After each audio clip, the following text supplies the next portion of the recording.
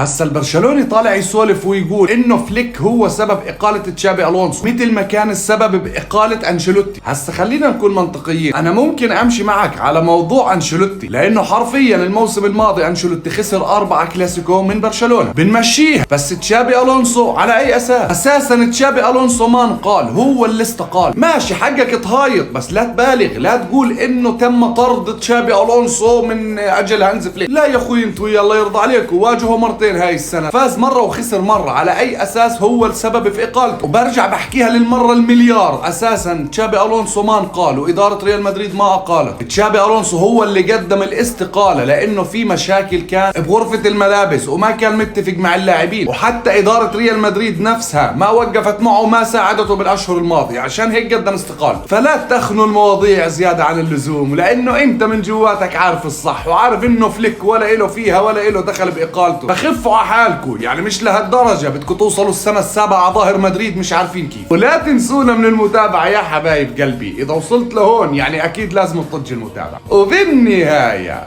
وكالعاده هلا مدريد.